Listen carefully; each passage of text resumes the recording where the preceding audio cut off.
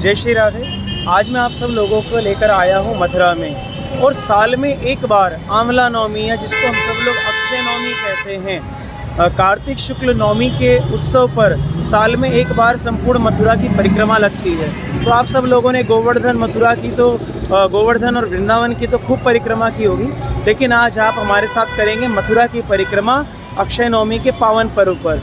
और रास्ते में जो स्थान आएंगे, मैं उस स्थान की महत्वता बताते हुए आपको पूरी संपूर्ण मथुरा की परिक्रमा करवाऊंगा।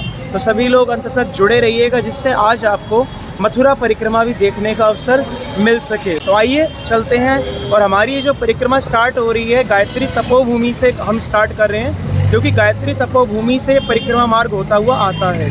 तो परिक्रमा का ऐसा नियम है ना, जहाँ से स्टार्ट करते हैं वहीं पर विश्राम करते हैं। तो हम ये गायत्री तपोभूमि से स्टार्ट कर रहे हैं, और हम वृंदावन की तरफ से आए तो सबसे पहला पॉइंट हमारा यही रहा है, जहाँ से हमने स्टार्ट करनी है। तो सभी लोग राधे राधे बोलते रहेंगे परिक्रमा। अब ये हमारी परिक्रमा प्रारंभ हो चुकी है, और गायत्री तपोभूमि से हम सब लोग इस परिक्रमा को प्रारंभ करते हैं। आप देख रहे हैं कि कितने लोग यहाँ पर इस परिक्रमा को कर रहे हैं। समस्त ब्रजवासी भी हैं, और भी अनेक जगह से जो दर्शनार्थी आए हुए हैं, और वो इस परिक्रमा का लाभ ले रहे हैं।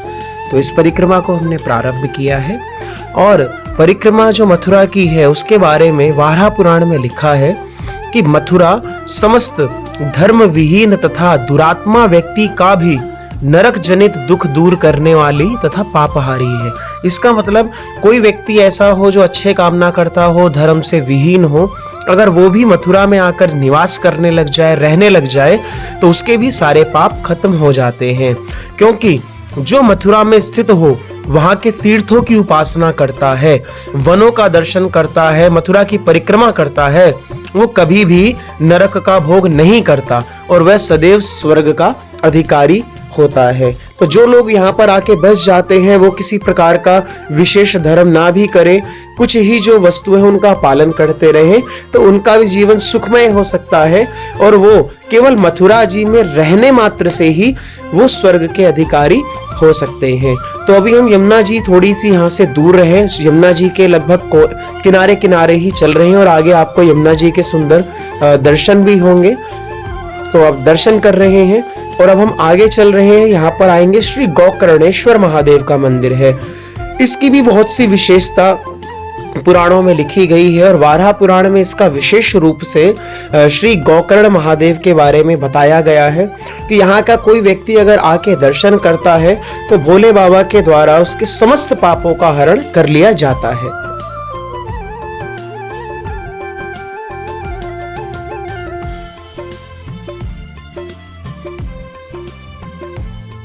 अब आप सब लोग दर्शन कर रहे हैं गोकर्णेश्वर महादेव का।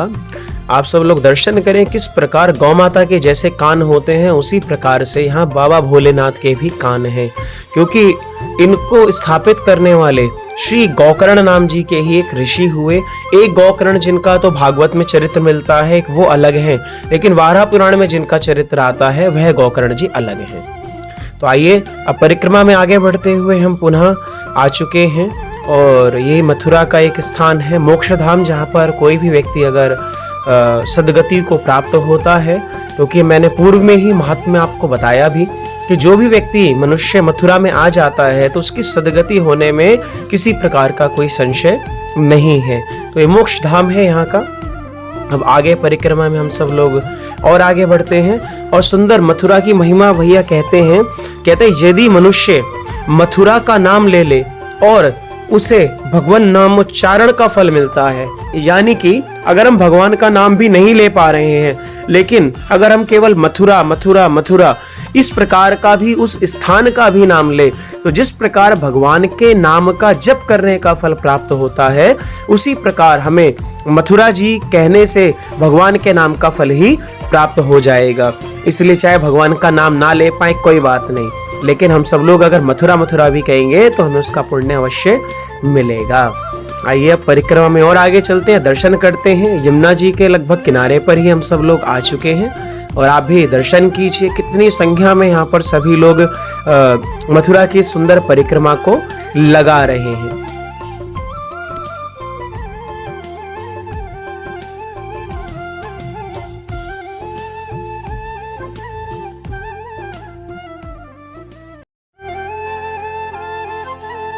जब आप सब लोग मथुरा की परिक्रमा करेंगे तो जगह जगह पर ऐसा निशान भी बना हुआ आपको दिख जाएगा कि परिक्रमा मार्ग यहाँ से है।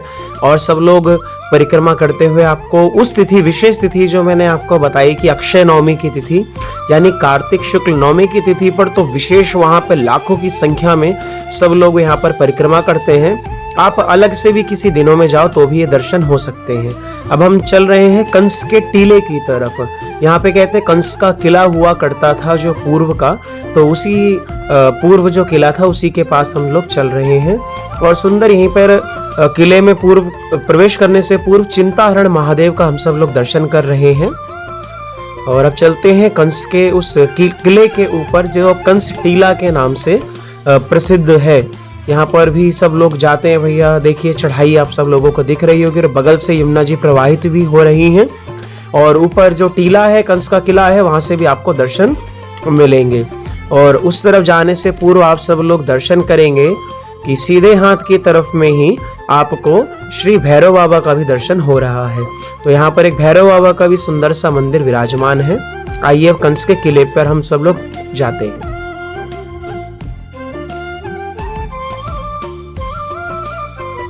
तो आप सब लोग देख रहे हैं ये वही कंस का किला कहा जाता है जहाँ पर वो रहकर शासन किया करता था। और जो यहाँ से कुछ दूरी पर ही भगवान की वो कृष्ण जन्मभूमि है। और ये बगल से देखिए आप सुंदर श्री यमुना जी यहाँ पर प्रवाहित हो रही है। कितना भव्य स्वरूप है यहाँ पर श्री यमुना जी का। आइए अब चलते हैं किले से नीचे की ओर। और ये पीछे से ही एक रास्ता बना हुआ है जिस रास्ते से होते हुए हम सब लोग कंस के किले से नीचे उतरेंगे और यमुना जी के किनारे किनारे होते हुए विश्राम घाट को पहुंच जाएंगे। और सभी लोग उस विश्राम घाट के भी दर्शन करेंगे। वहाँ की सुंदर महिमा भी मैं आप सब लोगों को अभी श्रवण करवाऊंगा। तो अब ये कंस के किले से पीछे की ओर हम उतर चुके हैं। आप देख रहे हैं कि नीचे की ओर सब लोग जा रहे हैं क्योंकि जो किला है बहुत ऊंचाई पर स्थित है। तो अभी अब आगे की ओर बढ़ रहे हैं। कहते हैं यदि कोई मथुरा का नाम भी सुन ले तो उसको श्री कृष्ण के कथा श्रवण का फल हो जाता है। वो कथा ना सुने लेकिन मथुरा का अगर नाम उसको सुनने को मिल जाए तो उसको कृष्ण कथा सुनने का ही फल प्राप्त होता है। कहते हैं मथुरा का स्पर्श प्राप्त करके मनुष्य साधु संतों के स्पर्श को फल पा लेता है। तो अब सब लोग आप दर्शन कर रहे हैं कि सुंदर यमुना जी का किनारा आ चुका है। नौकाएं खड़ी हैं। बहुत से लोग क्या करते हैं नौकाओं से सुंदर यहाँ जाके यमुना जी का दर्शन भी करते हैं, अंदर से जाते हैं, उस नौका विहार का आनंद लेते हैं। और बहुत से लोग यहाँ पर या आगे के घाट पर स्नान भी करते हैं। अब हम सब लोग बढ़ रहे हैं सुंदर द्वारकाधीश मंदिर की और अब आप सब लोग द्वारकाधीश मंदिर अगर खुला होगा तो हम आपको अंदर से दर्शन करा देंगे और नहीं तो फिर आप बाहर से ही हम उस प्रणाम करके, क्योंकि हम परिक्रमा में ही हैं, तो आगे की ओर चलेंगे। तो सुंदर देखिए कीर्तन हो रहा है यहाँ पर।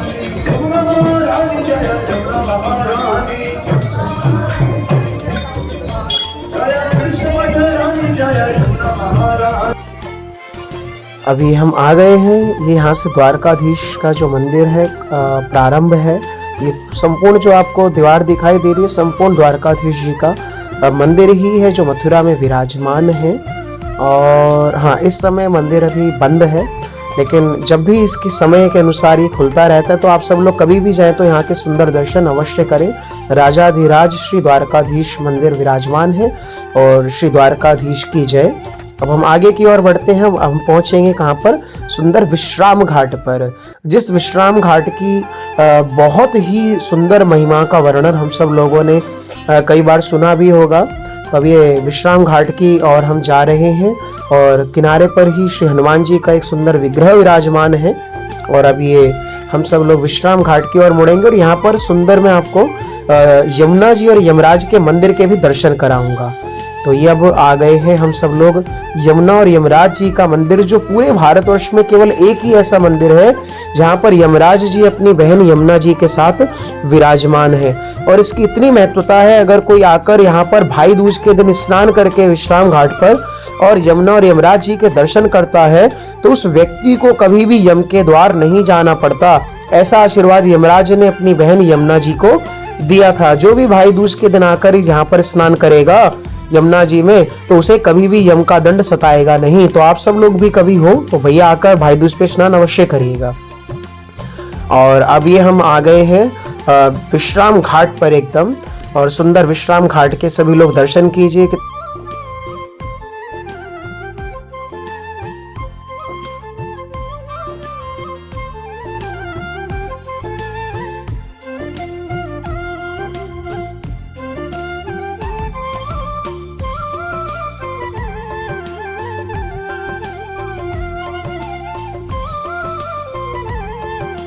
विश्राम घाट पर विराजमान सुंदर यमुना जी के श्री विग्रह का दर्शन कीजिए। कितना सुंदर यमुना जी का श्री विग्रह, और सामने ये ठाकुर जी का भी एक सुंदर मंदिर। सभी लोग दर्शन कीजिए। श्री विश्राम घाट के वही स्थान है जहाँ पर भगवान ने कंस को मारने के बाद आकर स्नान किया है और विश्राम किया है, इसलिए इस जगह का नाम विश्राम घाट है, जहाँ पर स्वयं भगवान श्री कृष्ण ने भी स्नान किया है। तो आप कभी भी मथुरा आए और आपको विश्राम घाट जाने का अवसर प्राप्त हो तो सुंदर यहाँ पर पूजन कीजिएगा, और उसके बाद आप स्नान करके और तभी यहाँ से इस तीर्थ का पुण्य लाभ प्राप्त कीजिएगा। और आइए अब ये मथुरा की बाजार की ओर हम चल रहे हैं। आप देख रहे हैं कितनी सुंदर सुंदर यहाँ पे बाजार है, जहाँ से आपको ठाकुर जी की सेवा के लिए अनेक वस्तुएं प्राप्त हो सकती हैं। और कहते हैं मथुरा का दर्शन करने वाला मानव श्री हरि के दर्शन का फल पाता है। कहते हैं अगर कोई व्यक्ति मथुरा का आके केवल दर्शन करे, तो अगर वो दर्शन तो कर रहा है मथुरा के, लेकिन जो भगवान के दर्शन का, भगवत दर्शन का फल है वो उस व्यक्ति को प्राप्त हो जाता है।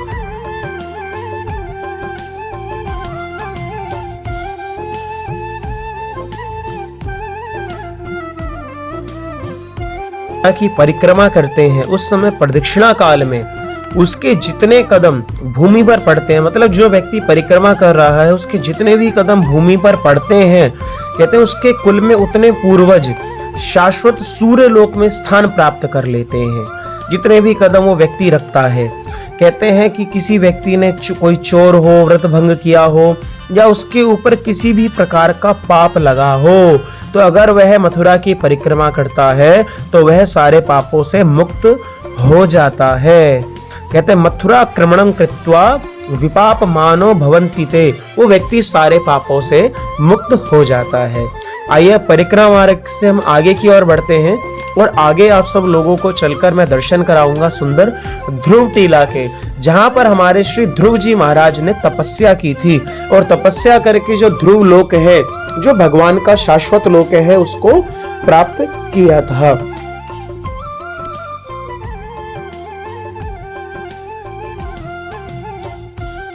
अभी हम ये ध्रुव टीला की ओर बढ़ रहे हैं, और ऊपर सुंदर ध्रुव जी का मंदिर है। तो यहाँ से आप देखेंगे कि थोड़ा सा ऊंचाई पे भाई चढ़ने वाले थोड़ा सा चढ़ सकते हैं, ज़्यादा नहीं, 50-60 सीढ़ियाँ हैं बस। तो ऊपर चल के हम सुंदर ध्रुव जी का विग्रह भी विराजमान है, और उनके मंदिर का और सुंदर विग्रह का हम सब लोग दर्शन करते हैं। ये वही स्थान है जहाँ पर श्री ध्रुव जी महाराज विठूर, जो कानपुर के पास एक जगह है, वहां से पैदल चलकर आए 5 वर्ष का छोटा सा बालक, जिन्होंने यहाँ पर आके 6 महीने की अल्प अवधि की तपस्या करी, और जिससे उनको साक्षात्कार हुए श्री ठाकुर जी के। और भगवान इतने प्रसन्न हुए, उन्होंने उनको ध्रुव तारे के रूप में सप्त ऋषियों से सदैव घिरे रहने का भैया आशीर्वाद दे दिया, जो आज भी ध्रुव तारे के रूप में आपको दर्शन देते हैं। तो आप सब लोग भी भैया जब आए तो इन ध्रुव टीला पे जाकर ध्रुव जी के दर्शन भी अवश्य कीजिएगा। अब हम ये लोग आगे बढ़ गए हैं, और अब आगे चलकर आपको परिक्रमा मार्ग में ही सुंदर हम सब रंगेश्वर महादेव के दर्शन कराएंगे, जो यहाँ पर मथुरा में शिव जी के अनेकों मंदिर हैं, उसमें से एक ये सुप्रसिद्ध मंदिर है जिनका नाम है श्री रंगेश्वर महादेव। तो हम सब लोग उनके भी दर्शन करेंगे, और अब ये रंगेश्वर महादेव का मंदिर आ चुका है, तो सभी लोग अब सुंदर रंगेश्वर महादेव के दर्शन कीजिए। श्री रंगेश्वर महादेव की जय। देखिए कितना सुंदर विग्रह है श्री रंगेश्वर महादेव जी का।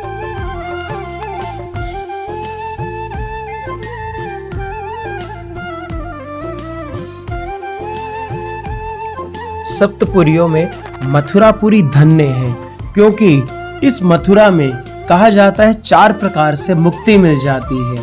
वो 4 प्रकार से मुक्ति कौन सी है? जो यहाँ पर जन्म ले ले, जो यहाँ पर अपना गुरु दीक्षा आकर यहाँ पर ग्रहण कर ले, जिसकी यहाँ पर मृत्यु हो जाए या मृत्यु कहीं पर भी हुई हो, लेकिन उसका दाह संस्कार इस मथुरा नगरी में हो जाए, तो इन 4 प्रकार से वह व्यक्ति मुक्ति को प्राप्त हो सकता है। ऐसी है सुंदर इस मथुरा की महिमा। कहते हैं जो सब पुरियों की ईश्वरी, ब्रजेश्वरी, तीर्थेश्वरी, यज्ञ तथा तप की निधीश्वरी, मोक्षदायिनी तथा परम धर्म धुरंधर है, मधुवन में उस श्री कृष्ण की इस मथुरा को हम सब लोग प्रणाम करते हैं। सुंदर ये हमारे श्री ठाकुर जी की नगरी है। आइए अब हम परिक्रमा में आगे बढ़ते हुए अब हम यहाँ से चलेंगे। जैसे परिक्रमा भी यहाँ से घूम गई है और ये कॉलेज आया है, और कॉलेज के बाद अंदर सुंदर अब ये मंदिर आएगा, देवी माता का मंदिर, और इस सब देवी माता के मंदिर के हम सब लोग दर्शन करेंगे। माता का नाम श्री कंकाली देवी, इस नाम से यह मंदिर यहाँ पर प्रसिद्ध है, और सुंदर अब इन माता के आप सब लोग दर्शन कीजिए।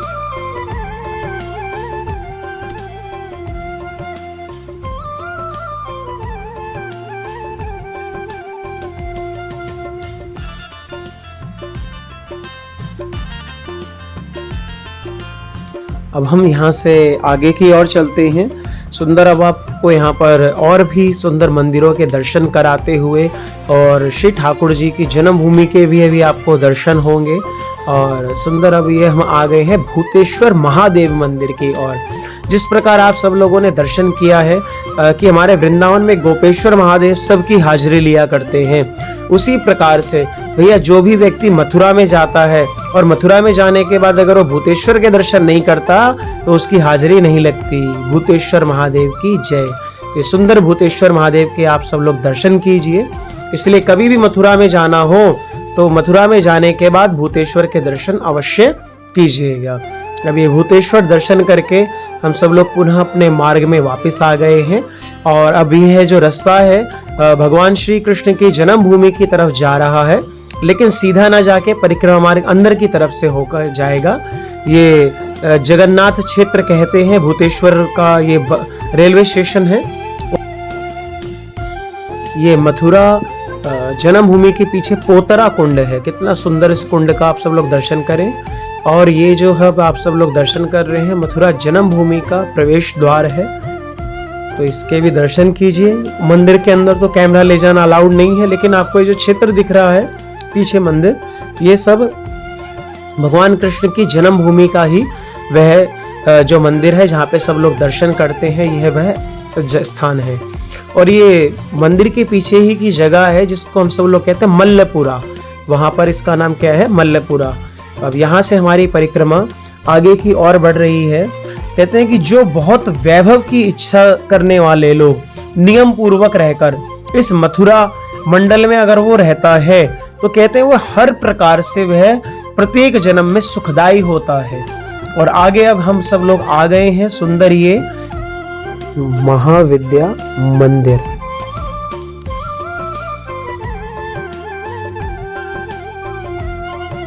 आप सब लोग यहाँ दर्शन किए। सुंदर महामाया जी का कितना सुंदर स्वरूप यहाँ पर विग्रह में विराजमान है। अब ये परिक्रमा करके और हम सब लोग फिर पुनः मंदिर में नीचे की तरफ आएंगे, और उसके बाद फिर परिक्रमा को हम सब लोग प्रारंभ करते हैं। तो जो भी व्यक्ति इस मथुरा मंडल में रहता है तो भैया उसके लिए तो जीवन में समझ लीजिए वो आनंद ही आनंद की बात है। और आप सब लोगों को भी जब अवसर लगे, भैया बस कुछ ही क्षणों में हमारी परिक्रमा संपूर्ण होने वाली है। ये हम सब लोग अब सरस्वती कुंड के पास में पहुंच गए हैं। तो भी सुंदर कुंड तो भैया कहते हैं कि थोड़ा सूख गया है, कुंड में अब जल नहीं है, लेकिन ये जो समस्त आपको ये जगह दिख रही है ये सब सरस्वती कुंड की ही स्थान है।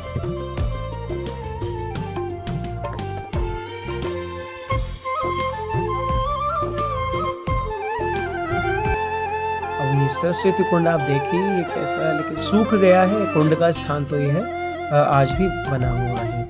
आगे मथुरा महिमा में कहते हैं एवं प्रदक्षिणम कृत्वा नव्याम शुक्ल कौमुदीम सर्वान कुलान समादाय विष्णु लोके महीयते। कहते कार्तिक मास की शुक्ल नवमी के दिन प्रदक्षिणा द्वारा मनुष्य समस्त कुल सहित विष्णु लोक में महिमान्वित होता है। यानी कि जो व्यक्ति यहाँ पर कार्तिक शुक्ल नवमी यानी कि आंवला नवमी के दिन सुंदर इस परिक्रमा को लगाता है तो वह अपने समस्त कुल परिवार के सहित भगवान के धाम को पहुंच जाता है। जय श्री राधे। अब हमारी परिक्रमा यहाँ संपूर्ण हो गई है। पीछे आप देखेंगे कि गायत्री तपोभूमि आप सब लोगों को नज़र आ रही होगी, जहाँ से हमने अपनी परिक्रमा को करना प्रारंभ किया था और पुनः आकर हमारी वो परिक्रमा संपूर्ण हो गई होगी। पीछे आप ये गायत्री तपोभूमि देखेंगे। तो सुंदर आंवला नवमी अक्षय नवमी के दिन हमारी यह परिक्रमा मथुरा की जो हुई। आप सब लोग इसको जितना हो सके सभी को शेयर कीजिएगा, इस चैनल को पेज को सब्सक्राइब कीजिएगा, फॉलो कीजिएगा, जिससे और सब लोगों को भी इस मथुरा की परिक्रमा की महिमा पता चल सके। और अब ना सही कोई बात नहीं, अगले वर्ष आप आएँ और ज़रूर इस परिक्रमा को लगाएं। सभी को जय श्री राधे।